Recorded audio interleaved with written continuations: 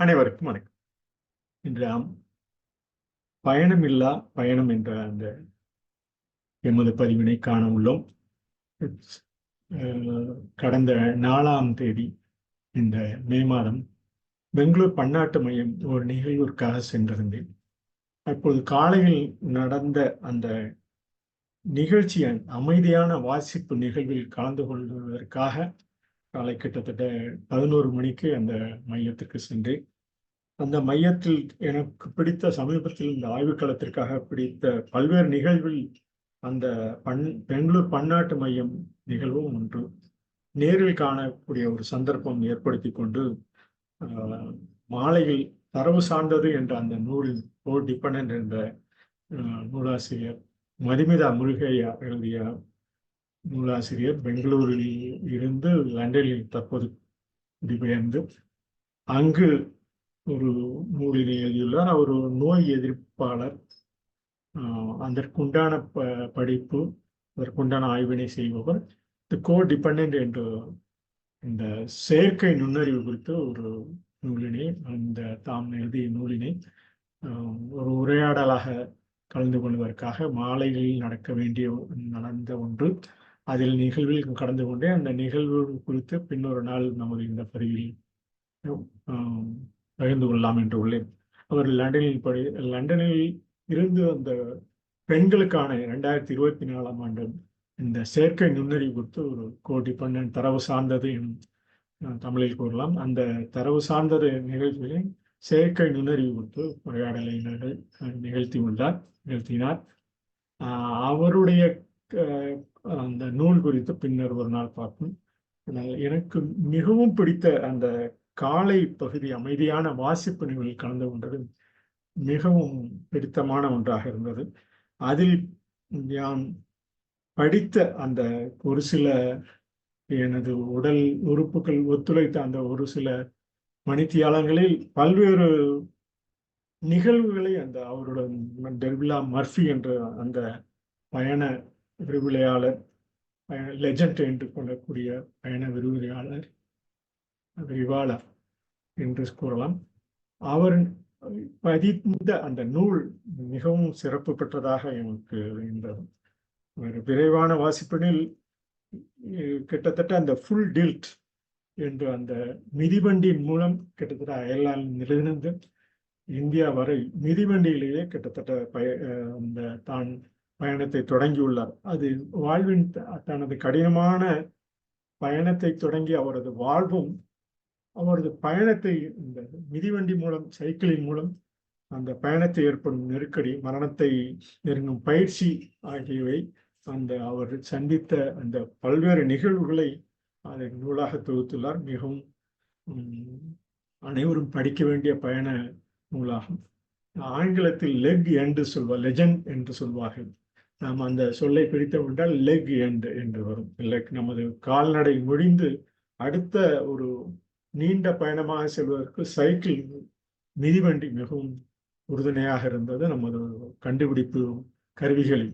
இந்த மிதிவண்டி மூலம் கிட்டத்தட்ட அயர்லாந்தில் இருந்து இந்தியா வருவது என்பது மிகவும், அதுவும் ஒரு பெண்ணாக இருந்து முதலில் அது போன்று ஒரு லெஜண்ட் என்று சொல்லக்கூடிய இந்த பயண விரிவான பாதையில் தொடர்ந்து செல்வது மிகவும் கடினமான ஒன்று. அவர் தனது நாட்குறிப்பினை ஏற்படுத்தும் அந்த நினைவுகளை அந்த 40 மணித்துளில் நினைவுகளில் பதிந்ததை அவர் ஒரு படமாக பதித்து அவர் நூலாக வெளியிட்டிருக்கிறார். கிட்டத்தட்ட 12 நூலாக. இவர் தான் இந்த டெல்பிலா மர்ஃபி என்று சொல்லக்கூடிய அந்த சைக்கிளிலேயே பயணம் செய்தவர். இவரது நூலினை ஒரு சிறு குறிப்பாக தங்களிடம் பகிர்ந்து கொள்ளலாம் என்று உள்ளோம். பைக் பேக்கர் என்று சொல்லக்கூடிய full title and full tilt என்று சொல்லக்கூடிய அந்த நூலினை தங்களிடம் பகிர்ந்து கொள்ளலாம் என்று உள்ளோம்.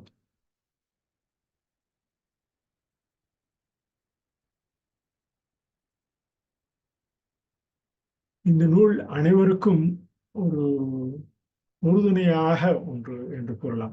ஃபுல் டில்ட் என்ற இந்த டெல்பிலா மர்ஃபி என்பவர் அயர்லாந்தில் 1931ஆம் ஆண்டு பிறந்தவர். அவரது குடும்பம் அந்த அயர்லாந்தின் குடியரசிற்காக தொடர்ந்து பங்கு பெற்ற ஒரு குடும்பம். அவர் முஸ்லீம் என்ற அந்த கான்வென்ட்டில் படித்துள்ளார், வாட்டர்ஃபோர்டு 14 வயது வரை. பின்னர் அவருடைய தந்தையருக்கு உதவி செய்வதற்காக அவர் தாயார் உடல்நலம் இல்லாத காரணத்தினால் ஆர்த்தடிஸில் நோய்வாய்ப்பட்டிருந்த காரணத்தினால் போய் விட்டு கிட்டத்தட்ட 16 வயதிலிருந்தே தனது மிதிவண்டி அனுபவத்தை தொடர்ந்து பெற்றுள்ளார் ஐரோப்பிய நாடுகள். அது ஒரு மிகவும் சிறந்த ஒன்றாக நாம் கருதலாம். அவருடைய தாயார் மறைவுக்கு பின் ஒரு மிகப்பெரிய பயணமாக 1963ஆம் ஆண்டு மிதிவண்டியிலேயே இந்தியா வரை சென்றுள்ளதை அவருடைய தனது பதிவாக கிட்டத்தட்ட தான் சந்தித்த அந்த மரண படுக்கையில் வரை உள்ள அந்த மரண படுக்கை வரை சென்ற அந்த நிகழ்வுகள் எல்லாம் தொடர்ந்து பகிர்ந்துள்ளார். அது குறித்து அவர் கூறிய பல்வேறு கருத்துக்களை தங்களிடம் பகிர்ந்து கொண்டோம். கிட்டத்தட்ட 12 நூல்களுக்கு மேல் எழுதியுள்ளார். இவரை டிராவல் லெஜெண்ட் என்று சொல்லக்கூடிய பயண விரிவாளர் என்றே கூறலாம். லெஜெண்ட் என்று நாம் கூறுவது அந்த சொல்லை பிரித்தோம் என்றால் லெக் எண்ட் என்று வரும். லெஜெண்ட் என்று கூறக்கூடிய பல்வேறு தனது வாழ்வின் பயனாளர்களின் பதிவுகள் நமக்கு ஒரு மிக சிறந்த உறுதுணையாக இருக்கும். அதுவும் பெண் ஒருவர் இந்த கடந்த 1931 பிறந்து முதலில் அவர் பதித்த அந்த அயர்லாந்து இந்தியா மிதிவண்டியின் மூலம் பதித்த நூல் மிகவும் சிறப்பான ஒன்றாகும். பின்னர் அவர் பல்வேறு அரசியல் போன்ற பல்வேறு சூழ்நிலையில் இறங்கியுள்ளார். அவருடைய அந்த பயணத்தில் பெங்களூர் பன்னாட்டு மைய அமைதியான வாசிப்பு நிகழ்வை எனக்கு வாசித்த அந்த சூழல் அங்கு தொடர்ந்து யாம் தொடர்ந்து பார்க்கும் பல்வேறு வலைவலிகளில் அதுவும் ஒன்றாகும். கிட்டத்தட்ட எல்லா நாட்களிலும் தொடர்ந்து நடத்தக்கூடிய ஒரு சிறந்த ஒரு தென்னக பகுதியில் சிறந்த ஒரு மையமாக நாம் எல்லாம் பெங்களூர் பன்னாட்டு மையம். இந்த அமைதியான வாசிப்புடன் அனைவரும் சென்று தாம் படித்த தமக்கு வேண்டிய புத்தகங்களையும் எடுத்துக்கொண்டு செல்லலாம், அங்கு வைத்து படிக்கலாம். பின்னர் அங்கு உள்ள நூல்களையும் தொடர்ந்து நமது வாசிப்பு நிகழ்வு அமைதியான முறைகள் அங்கு ஏற்படுத்தியுள்ளார்கள். இந்த அமைதியான வாசிப்பு உட்கார்ந்து படுத்து கூட சில பேர் படிக்கிறதுக்குண்டான வாய்ப்புகள் அங்கே இருந்தது.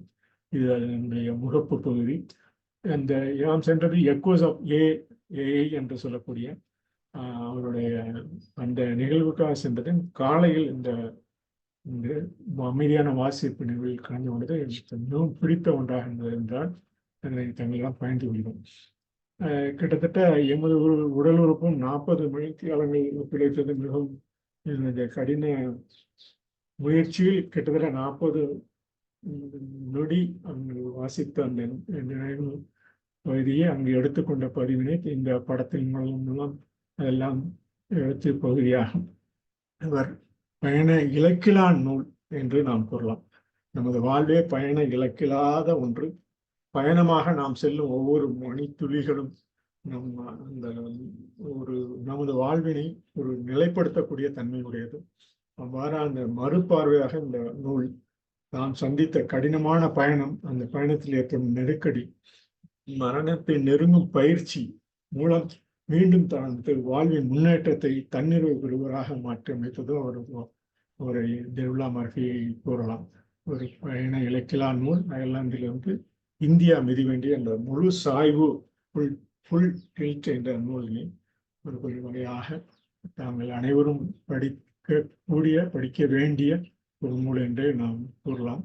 இந்த பதிவு இந்த தரவு ஏற்கனவே கூறியது போல தரவு சார்ந்தது போல் டிபெண்டன்ட் எனும் நூலாசிரியர் மதுமிதா முருகையா தமிழ் மொழி குடும்பம் பெங்களூரில் இருந்து தற்போது லண்டனில் வசித்து வருகிறார்.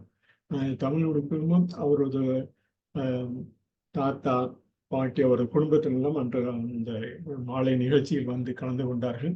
அவருடன் அளவிய போது தங்களுடைய நூலை பார்வையாக செயல்மன்றம் இந்த காணொலி மூலம் பதிலாம் என்று உள்ளேன். அவரிடம் அதை குறித்து கூறியுள்ளேன். இவர் கிட்டத்தட்ட பெண்கள் 2024 பரிசினை வென்ற ஒரு அவர் மற்றொரு பெண்மணியிடம் உரையாடலை பின்னர் விரிவாக காணலாம். அதற்கு முன்பாக இந்த ராபர்ட் லூயிஸ் ஸ்டீவன்சன் என்று நமக்கு அனைவராலும் தெரிந்த அந்த அவருடைய பதிவினை தங்களிடம் பகிர்ந்து கொள்கிறோம். அதை முதலில் அந்த முதல் பக்கத்திலேயே இந்த டெர்விலா மர்ஃபி பகிர்ந்துள்ளார். அவருடைய அந்த பதிவு என்னை பொறுத்தவரை எங்கும் செல்லாமல் பயணம் செய்கிறேன், பயணத்திற்காகவே பயணம் செய்கிறேன். இந்த வரிகள் மிகவும் அனைவருக்கும் பொருந்தக்கூடிய ஒன்றே நாம் கூறலாம். என்னை பொறுத்தவரை எங்கும் செல்லாமல் பயணம் செய்கிறேன், பயணத்திற்காகவே பயணம் செய்கிறேன் என்பது நமது வாழ்நாள் குறிக்கோளை, நமது வாழ்நாளில் ஏற்படும் உயர்வு தாழ்வுகளை, அந்த பெரிய செயலென நமது தேவைகளை பூர்த்தி செய்யும் பல்வேறு இடையூறுகளை கடந்து மீண்டும் அந்த எங்கு கடினமான பகுதி உள்ள அதனை கண்டறிவதெல்லாம் நமது வாழ்வின் ஒரு சிறந்த பயணமில்லா வாழ்வே என்று கூறலாம். அதனால்தான் இந்த தலைப்பு கூட பயணமில்லா வாழ்வே என்று பகிர்ந்துள்ளேன். இவரது நாட்குறிப்பை ஒவ்வொரு நிகழ்வும் ஏற்படும் அந்த நினைவுகள் உண்மை நிலையினை தெரிவிக்கும். பயண நிகழ்வுகள் அனைத்துமே கிட்டத்தட்ட தரமான உண்மை நிலையினை தெரிவிக்கக்கூடிய அந்த பயண நிகழ்வுகள் தான் பயண விரிவுரையாளர் ஏற்படுத்தக்கூடிய நமது தமிழ் மொழியில் ஏற்படுத்துகிற நமது எஸ். ராமகிருஷ்ணன் போன்றவரெல்லாம் இந்த பயண நிகழ்வு மிகவும் சிறப்புடையதாக இருப்பதற்கும் அவருடைய வாழ்விற்கும் ஒரு உந்துதலை ஏற்படுத்தக்கூடியதற்காக உந்துதலை ஏற்படுத்தக்கூடும். அதே போலதான் இவருடைய பயணம், இந்த டெர்விலா மர்ஃபி என்ற பயணமும் மிதிவண்டியில் செய்வதும், மிதிவண்டிக்கு பெயர் வைத்து அந்த மிதிவண்டியை தனது வாழ்வின் தொடராக கிட்டத்தட்ட அந்த நூலின் சிறப்பு மிகவும் கவரத்தக்க வகையில் உள்ளது. ஒரு ஐரோப்பா நாடில் போன்று ஈரான், ஆப்கானிஸ்தான், பாகிஸ்தான் வழியாக இந்தியா அடையும் வரை இந்தியாவில் இருந்து கிட்டத்தட்ட திபேத் மொழியில் அங்கு உள்ள மக்களை சந்தித்து அங்கு தனது விரிவான வாழ்க்கையை தொடங்கி இங்கு உள்ளதை மீண்டும் தனது நாட்டுக்கு சென்று அங்கு கிட்டத்தட்ட ஒரு 12 மேல் எழுதியுள்ளார். இந்த சைக்கிளில் செல்லும் போது அவர் கிட்டத்தட்ட அவருக்கு அந்த சைக்கிளின் பேரே கிட்டத்தட்ட ரோஸ் என்று வைத்துள்ளார். அந்த ரோஸ் என்ற நூல் அந்த சைக்கிள் அந்த நூலில் பயின்றது மிகவும் அந்த ரோஸ் சைக்கிள்னு தனது அளவுலாவிய அந்த நிகழ்வுகள்லாம் தொடர்ந்து பயின்றுள்ளது மிகவும் சிறப்புடையதாக இருக்கிறது.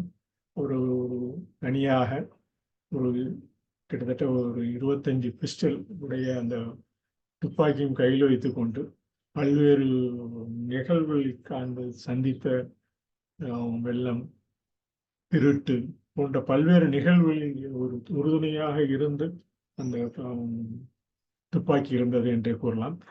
கிட்டத்தட்ட இந்த முழு சாய்வு நூல் அனைவரும் படிக்க வேண்டிய ஒன்றாகும் என கூறி இந்த எமது பதிவாக இன்று இந்த பதிவினை தொடர்ந்து தங்களிடம் பகிர்ந்து கொள்கிறேன். பயண வழி நிகழ்கால தொடர், பயண மொழி கூடும் ஞானம். நாம் பயணம் வழி நமது நிகழ்கால தொடர், அனைவருக்கும் உள்ள ஒரு நிகழ்கால தொடர்.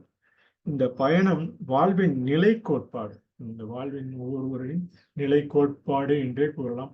ஒவ்வொருவரின் பயணமும் வாழ்வின் நிலை கோட்பாடு என்றே கூறலாம். இந்த நிலை கோட்பாடு பயணம் இல்லாது இருத்தல் நிறைவு இல்லாது. நாம் பயணம் இல்லாமல் இருப்பது ஒரு நிறைவு இல்லாது. பயணமே நமது நிறைவு, வாழ்விடத்தின் கோடு. பயண நகரும் பண்பாடு. பயணம் வாழ்வின் நிலை கோட்பாடு. அவை இல்லாதிருந்தால் நிறைவு பெறாது. அவன் பயணமே நிறைவு, வாழ்விடத்தின் கோடு. பயண நகரும் பண்பாடு. பண்பாட்டு நிகழ்வு தேர்வு திறன். பண்பாட்டு நிகழ்வு என்பது நாம் அனைவரும் தெரிந்து கொள்ள வேண்டிய அந்த நிகழ்வு தேர்வு திறன். ஒவ்வொரு காலகட்டத்திலும் தேர்ந்தெடுத்து அதனை திறனாக பயன்படுத்தக்கூடும் என்ற அந்த பயணமில்லா வாழ்வில் தேர்வு திறனாக நாம் கருதி மண்வளம் கண்டறிவது மிகும். இவ்வாறு பண்பாட்டு நிகழ்வுகளை தேர்ந்தெடுத்து நமது திறமையை கூட்டிக் கொள்வது நமது மண் வளத்தின் கண்டறிவதற்கு உண்டான ஒரு நிறுவுவதற்கு உண்டான நிரம்புவதற்கு நிறைவு பெறுவதற்கு உண்டான ஒரு சூழலாகும். உண்டு உயிர் வாடும் முறை. இவைதான் ஒவ்வொரு உயிரினத்திற்கும் உண்டாவது போல மனிதனுக்கும் உண்டு உயிர் வாழும் முறை. உண்மை வழிபாட்டின் உலக பயணம். நாம் பயணமில்லா வாழ்வில் பயணமாக தொடர்ந்து செல்லும் உண்மை வழிபாட்டின் உலக பயணம். பயண வழி நிகழ்கால தொடர், உயர்வு தாழ்வு நிலைகளை செய்வோம். நாம் ஏற்படும் இந்த பயண வழி, நமது வாழ்வின் பயண வழி நிகழ்கால தொடரினில் உயர்வு தாழ்வு நிலைகளை அறிவோம். நயம்பட உரைக்கும் பன்மொழி ஆதரவில் இயல்பு நிலை மனித உரிமை அறிவும். அறிவது நல்லது எனும் குறியீடு, அறிவியல் பாதை, உயிரின முறை, இவை அனைத்தும் நமக்கு ஒரு சிறப்பாக இருக்கும் என்ற அந்த கருத்தினை அடிப்படையாக இந்த பயணமில்லா வாழ்வு என்ற அந்த மறுபார்வையினை நாங்களிடம் பகிர்ந்து கொண்டேன். அதில் உள்ளான படங்களை தற்பொழுது ஒரு பகுதியாக பார்த்து தங்களிடம் நிறைவுபடுத்தலாம் என்று உள்ளேன். இவையெல்லாம் அங்கு எடுத்த அந்த பயணம் பெங்களூர் பன்னாட்டு மையத்தில் அமைதியான வாசிப்பு நிகழ்வில் எடுத்த அந்த பதிவு எமது நிகழ்காலத்துறை இலக்கிய ஆய்வுக்களத்தில் இவை நேரில் சென்று பார்ப்பது கொண்டான அந்த சந்தர்ப்பத்தின் விளைவுகளின் பிடித்த ஒன்றாக நாம் கருதுகிறோம். இந்த நிறைவான வாசிப்பில் ஏற்பட்ட அந்த புத்தகத்தில் உள்ள அந்த பகுதியினை மைல் கணக்கிலும் கிலோமீட்டரிலும் பகிர்ந்துள்ளார். இந்த பதிவுகள் எல்லாம் தொடர்ந்து எமக்கு ஒரு உறுதுணையாக ஏற்பட்டது. வாழ்வின்